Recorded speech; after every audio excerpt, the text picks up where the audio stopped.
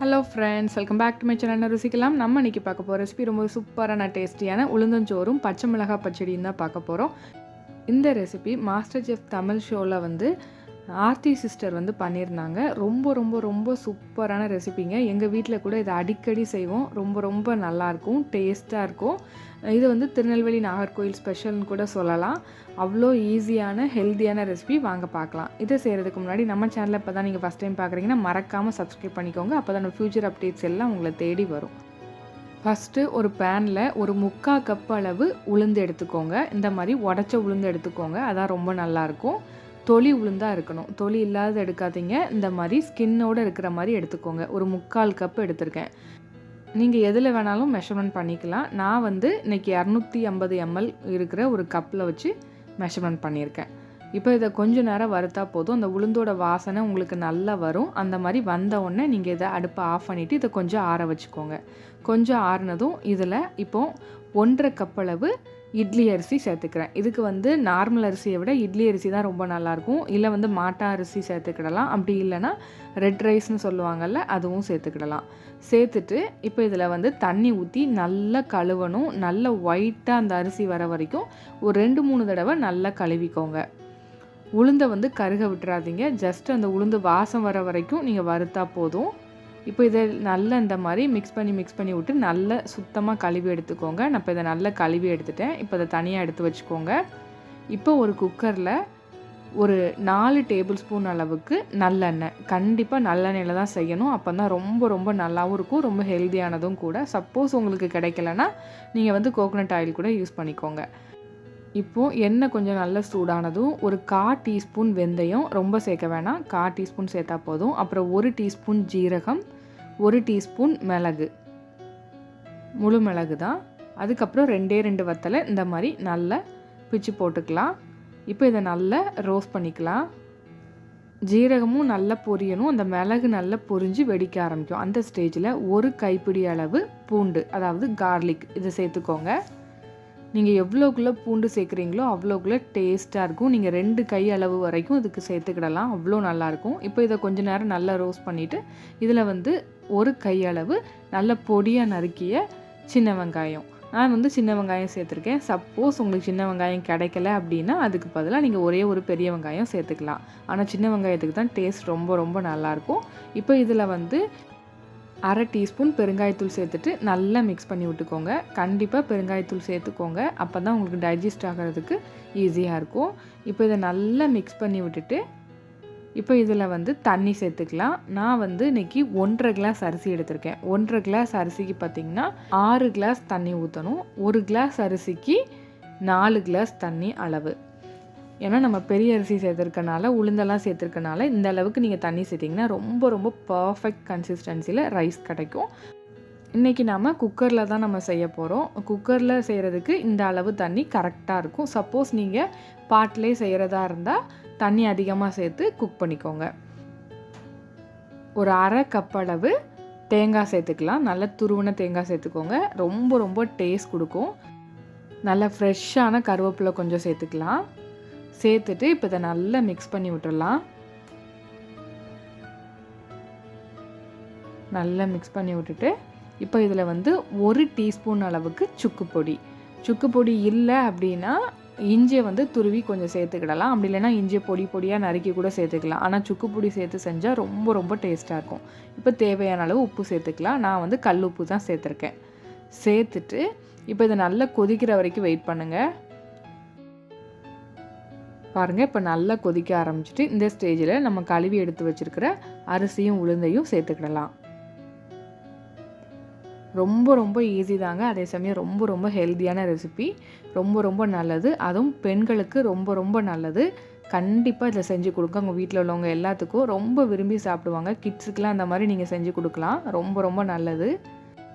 இப்போ இதை நல்லா கொதிச்சுட்டே இருக்கும்போது இந்த அளவுக்கு கருப்பட்டி சேர்த்துக்கோங்க. கருப்பட்டி, நாட்டு சர்க்கரை, வெல்லம் எதுனாலும் சேர்த்துக்கலாம். ஆனால் கருப்பட்டி சேர்த்திங்கன்னா ரொம்ப டேஸ்ட்டாக இருக்கும். சேர்த்துட்டு இப்போ இதை நல்லா மிக்ஸ் பண்ணி விட்டுட்டு இப்போ இதை நம்ம இதை க்ளோஸ் பண்ணி குக் பண்ணிடலாம். அவ்வளோதான். உப்பு டேஸ்ட் பார்த்துக்கோங்க. கொஞ்சம் உப்பு அதிகமாக இருக்கிற மாதிரி இருக்கணும், அப்போ தான் ரைஸ் வரும்போது கரெக்டாக இருக்கும். இப்போ இதை நல்லா க்ளோஸ் பண்ணி வெயிட் போட்டு ஒரு 15 நிமிஷம் மீடியம் ஃப்ளேமில் வச்சு குக் பண்ணுங்கள். மீடியம் ஃப்ளேமில் வைங்க, ஹை ஃப்ளேமில் வச்சிடாதீங்க. 15 நிமிஷம் குக் பண்ணால் போதும். விசில் வர்றதா இருந்தால் 3 விசில் வச்சா கரெக்டாக இருக்கும்.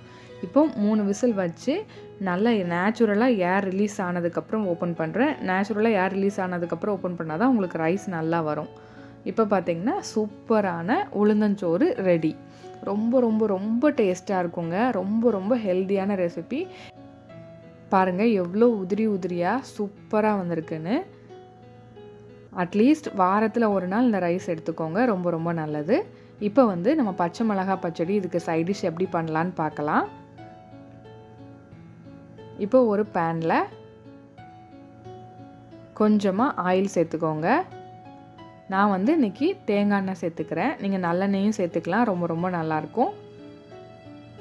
சேர்த்துட்டு இதில் 1 டீஸ்பூன் அளவுக்கு கடுகு, 1 டீஸ்பூன் வெந்தயம் ரெண்டையும் சேர்த்து நல்லா வறுத்துக்கோங்க. கடுகும் வெந்தயமும் நல்லா பொரியணும், அப்போ தான் டேஸ்ட் நல்லாயிருக்கும்.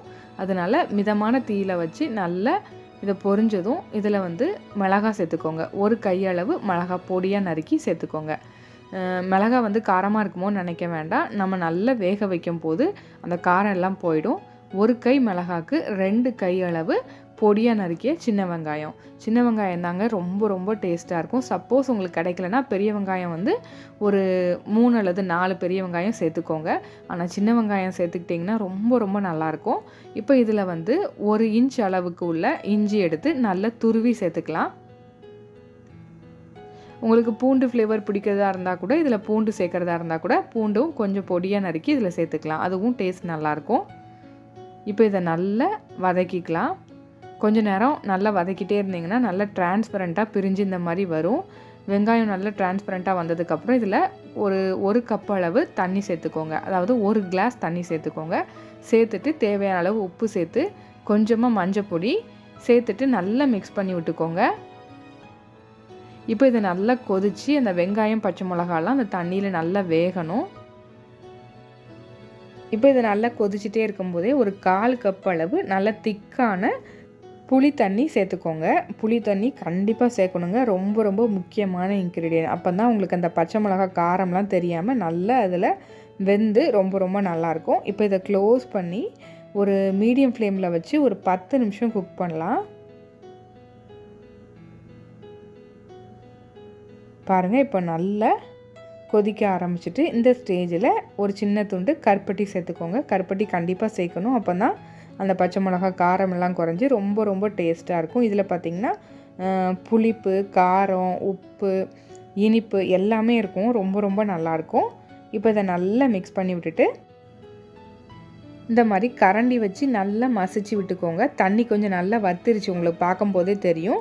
இந்த ஸ்டேஜில் நல்ல கரண்டி வச்சு இல்லை ஒரு மத்து வச்சோ நல்லா மசிச்சு விட்டிங்கன்னா அது நல்லா மிக்ஸ் ஆகிடும். கொஞ்சம் நல்ல திக்கான கிரேவி மாதிரி இந்த பதத்துக்கு வரும். இந்த ஸ்டேஜில் நீங்கள் அடுப்பை ஆஃப் பண்ணிவிட்டு நம்ம சர்வ் பண்ணிடலாம். அவ்வளோதான், ரொம்ப ரொம்ப சூப்பராக இருக்குங்க. இப்போ நம்ம சர்வ் பண்ணிடலாம்.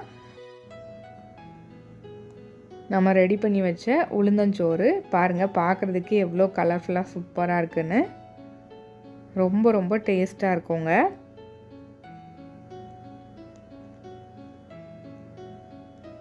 இப்போ இதுக்கு மேலே நாம் செஞ்சு எடுத்து வச்சுருக்க பச்சை மிளகா பச்சடி. நீங்கள் நான் வெஜிடேரியனாக இருந்தால் மீன் குழம்பு, கருவாட்டு குழம்பு இதெல்லாம் வச்சு சாப்பிட்டிங்கன்னா ரொம்ப ரொம்ப நல்லாயிருக்கும். வெஜிடேரியனாக இருந்தால் இந்த மாதிரி செஞ்சு பாருங்கள், ரொம்ப ரொம்ப நல்லாயிருக்கும். நான் ஜஸ்ட்டு கார்னிஷ் பண்ணுறதுக்கு மேலே அந்த பச்சை மிளகா போட்டிருக்கேன், அவ்வளோதான். இதே மாதிரி மாஸ்டர் செஃப் தமிழில் உள்ள எல்லா ரெசிபீஸும் அடுத்தடுத்து நம்ம சேனலில் பார்க்கலாம். ஸோ மறக்காமல் நம்ம சேனலை லைக் பண்ணி, ஷேர் பண்ணி, கமெண்ட் பண்ணிக்கோங்க. மறக்காமல் சப்ஸ்கிரைப் பண்ணிக்கோங்க. அப்போ தான் நம்மளோட ஃப்யூச்சர் ரெசிபீஸ் எல்லாமே உங்களை தேடி வரும். Thank you friends.